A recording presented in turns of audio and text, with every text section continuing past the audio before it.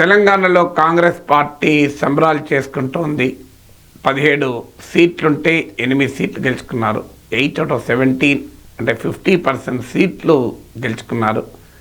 Last ఎలక్షన్స్లో కేవలం 3 మాత్రమే వచ్చాయి, కానీ ఈసారి 8 వచ్చాయి. అందువల్ల it is significant increase, nearly 3 times.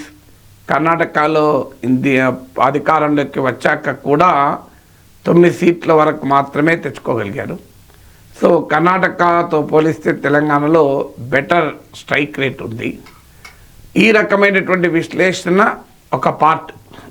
మా ఓటింగ్ 40% నిలబడింది. బీఆర్ఎస్ ఓటు 20% తగ్గింది. ఆ ఓటే బీజేపీకి పోయింది. అందువల్ల బీఆర్ఎస్ ఓటు షిఫ్ట్ కావడం వల్లనే బీజేపీ పెరిగింది. ఇది ఒక పార్ట్ ఆఫ్ స్టోరీ. ఈ స్టోరీలో తప్పుందని కాదు, నేను ఉదయానికి కూడా ఇదివరకు కూడా ఈ విషయాలు కూడా చెప్పాను. కానీ ఒక పరిణామాన్ని, ఒక డెవలప్మెంట్ను మనము భిన్న కోణాల్లో చూడాలి. There are different angles to story. ఆ స్టోరీలో ఉన్న యాంగిల్స్ అన్నీ ఒక మోర్ దెన్ 1 యాంగిల్ కూడా నిజం కావచ్చు. ఇప్పటి వరకు నేను ఇంతవరకు చెప్పిన వరకు ఒక యాంగిల్, 3 సీట్స్ నుంచి 8 సీట్స్ అయ్యారు. కర్ణాటకతో పోలిస్తే బెటర్ పర్ఫార్మెన్స్ చూపారు. అసెంబ్లీ ఎన్నికల్లో గెలిచాక కూడా యాంటీ ఇన్కంబెన్సీ లేకుండా ఓట్ షేర్ నిలబెట్టుకున్నారు.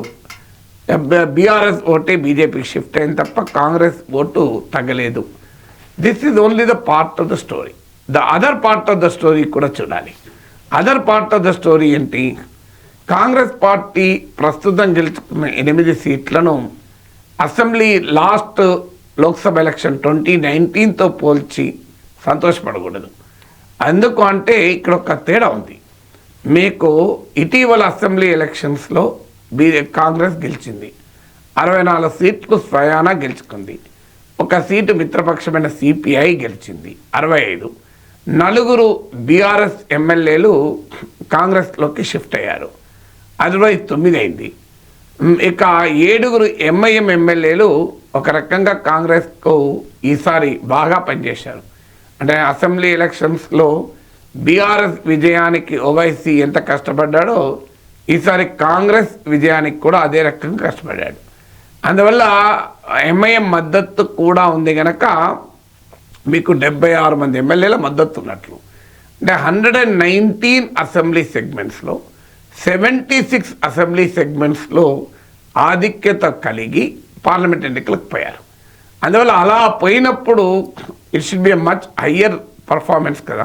అట్లీస్ట్ ఆ లెక్కను చూసుకుంటే 12 సీట్స్ వరకైనా కాంగ్రెస్ గెలుచుకోవాలి. ఎందుకంటే బీజేపీకి లాస్ట్ టైం వచ్చింది 14%. మరి బీజేపీ ఓటింగ్ 14 నుంచి 35కి పెంచుకోగలిగారు కదా, 2.5 times. కాంగ్రెస్ ఓటింగ్ ఎందుకు స్టేబుల్గా ఉంది? ఏది నేను ఒప్పుకుంటాను. కాంగ్రెస్కు ఆల్రెడీ 40% ఉన్నప్పుడు ఆ రకంగా 2.5 times పెరగదు. 2.5 times పెరిగితే 100% కావాలి. అలాగే బేస్ లైన్ ఎఫెక్ట్ డెఫినెట్గా ఉంటుంది. బీజేపీకి పెరిగిన ప్రపోర్షన్లో కాంగ్రెస్కు పెరగకపోవచ్చు, కానీ ఎంతో కొంత కాంగ్రెస్ తన ఓట్ షేర్ ఎందుకు పెంచుకోలేకపోయింది? నేను ఎంఐఎం కలిసి వచ్చింది. అసెంబ్లీ ఎన్నికల్లో వాస్తవంగా ముస్లిం ఓటు డివైడ్ అయింది బీఆర్ఎస్కు కాంగ్రెస్కు మధ్య. ఈవెన్ సిఎస్డిఎస్ లోక్నీతి వాళ్ళ పోల్ స్టడీ కూడా ముస్లిం ఓటు 1/3 బీఆర్ఎస్కి వస్తే 1/3 కాంగ్రెస్కి వస్తే 1/3 ఎంఐఎంకి వచ్చింది లాస్ట్ అసెంబ్లీ ఎలక్షన్స్లో. ఈసారి 80 to 90% ముస్లిం ఓటు కాంగ్రెస్ వెనకాల కన్సాలిడేట్ అయింది.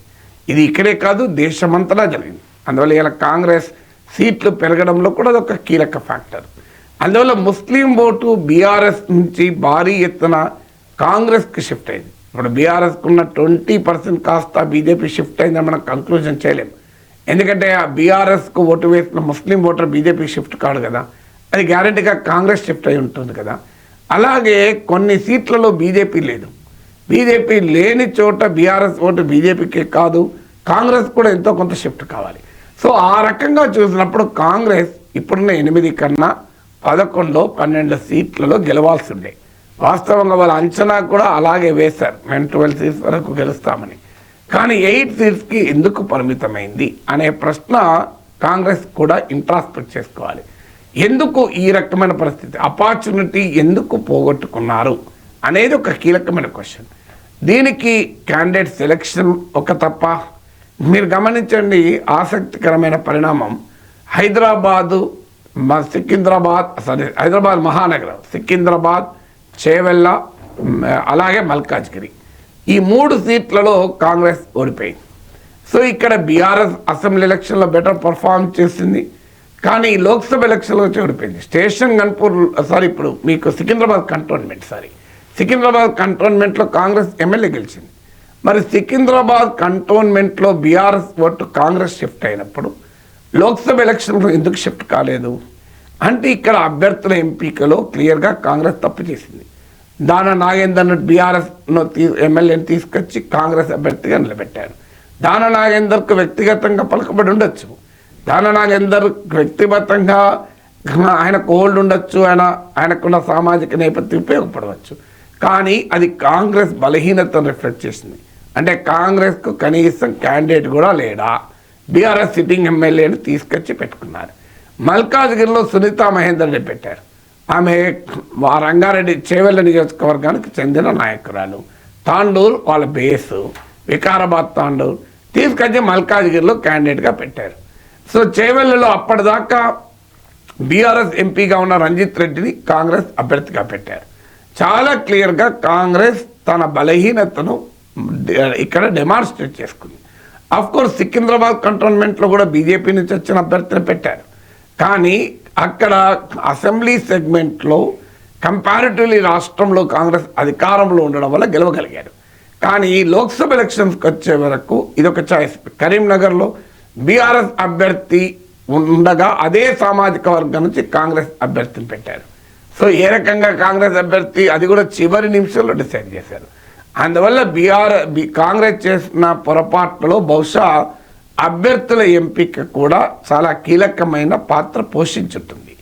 లోకల్ ఫ్యాక్టర్స్, అక్కడ స్థానిక నేతలు ఏ రకంగా పనిచేశారు అనేది కూడా కీలకం. మీకు నల్గొండ జిల్లానే, నల్గొండ పార్లమెంట్ సెగ్మెంట్ ఉంది, భారీ మెజారిటీతో గెలిచారు, రికార్డ్ స్థాయిలో ఐ థింక్ గెలిచారు. జానారెడ్డి కుమారుడే కావచ్చు, కానీ రాజకీయాల్లో కొత్త, అలాంటి వ్యక్తి భారీ మేరతో గెలిచాడు. మీకు ఉత్తమ్ కుమార్ రెడ్డి రిప్రజెంట్ చేసే 2 అసెంబ్లీ సెగ్మెంట్లలో ఉత్తమ్ కుమార్ రెడ్డి ఆయన సతీమణి ఇద్దరు రిప్రజెంట్ చేసే హుజూర్ నగర్, కోదాడలో హుజూర్ నగర్ సిటీలో గతంలో ఎమ్మెల్యేగా ఉన్న అభ్యర్థి బీజేపీ అభ్యర్థి, మాజీ ఎమ్మెల్యే అయినా కూడా హుజూర్ నగర్ అసెంబ్లీ సెగ్మెంట్లో 1.1 లక్షకు పైగా ఓట్ల మెజార్టీ కాంగ్రెస్కి వచ్చింది. కోదాడలో 98,000 మెజార్టీ వచ్చింది. సో ఈ 2 కాన్స్టిట్యున్సీలను కలిపితేనే 2 లక్షల మెజార్టీ వచ్చింది. సో అంటే ఇది ఏం తెలియజేస్తోంది, కాంగ్రెస్ పార్టీకి రాష్ట్రమంతటా కూడా అట్లీస్ట్ కొన్ని అసెంబ్లీ సెగ్మెంట్లోనైనా ఈ రకమైన అవకాశం ఉండే. స్థానిక నేతలు బలంగా కృషి చేస్తే, బలమైన అభ్యర్థుల్ని పెట్టి, హోమ్ గ్రౌండ్ పార్టీలోనే ఉన్న అభ్యర్థుల్ని పెట్టి తమ బలహీనతల్ని డిస్ప్లే చేసుకోకపోతే కాంగ్రెస్ పార్టీ బెటర్ రిజల్ట్ కూడా ఇచ్చేది అనేది చాలా క్లియర్గా కనబడుతుంది. ఎందుకంటే అడ్వాంటేజ్ ఉన్నది, రాష్ట్రంలో అధికారంలోకి వచ్చింది, బీఆర్ఎస్ లేదు, ముస్లిం ఓటు బీఆర్ఎస్ నుంచి కాంగ్రెస్కు షిఫ్ట్ అవుతుంది. అధికారంలోకి రావడం వల్ల సంక్షేమ పథకాలు అమలు చేశారు, ఉచిత బస్సు రవాణా, వీటి ప్రభావంతో కూడా ప్రజలు కాంగ్రెస్ వైపు అట్రాక్ట్ కావాలి. అన్నిటికీ మించి దేశం మొత్తం మీద బీజేపీ దెబ్బతింటున్న సమయం, దేశమంతటా దెబ్బతింటున్న సమయంలో ఈవెన్ కర్ణాటకలో కూడా లాస్ట్ టైం 26 సీట్స్ గెలుచుకున్నటువంటి బీజేపీ ఇప్పుడు 9 సీట్లు కోల్పోయింది. యూపీలో, రాజస్థాన్లో, పక్కనున్న పొరుగున్న మహారాష్ట్రలో, కర్ణాటకలో, తెలంగాణకే పొరుగున్న మహారాష్ట్ర, కర్ణాటక రెండిట్లో కూడా బీజేపీ దెబ్బతింటుంది. అంటే మోడీ వేవ్ లేని పరిస్థితుల్లో బీజేపీ దెబ్బతింటుంటే కాంగ్రెస్ ఇంప్రూవ్ అవుతున్న సమయంలో తెలంగాణలో బీజేపీకి 8 సీట్లు రావడం, కాంగ్రెస్కి 8 సీట్లకే పరిమితి కావడం డెఫినెట్గా కాంగ్రెస్ పార్టీ ఆలోచించాలి. ఎందుకంటే రాబోయే కాలంలో బీజేపీ గనక ప్రధాన ప్రతిపక్షం అయితే బీఆర్ఎస్ను ఎదుర్కొన్నంత పరిస్థితి రీతిలో బీజేపీని ఎదుర్కోలేరు. ఎందుకంటే బీజేపీకి కాంగ్రెస్ కన్నా రిసోర్సెస్ ఎక్కువ, బీజేపీకి ఉన్న ఐడియాలజికల్ ఆర్గనైజేషనల్ స్ట్రెంగ్త్ వేరు, బీజేపీకి ఉన్న లీడర్షిప్కి ఉన్న బలం వేరు. అందువల్ల కాంగ్రెస్ ఇలాగే స్వయంకృతాపరాధానికి కొన్ని చేస్తే తెలంగాణలో బీజేపీ నుంచి చాలా బలమైన సవాల్ ఎదుర్కోబోతుంది.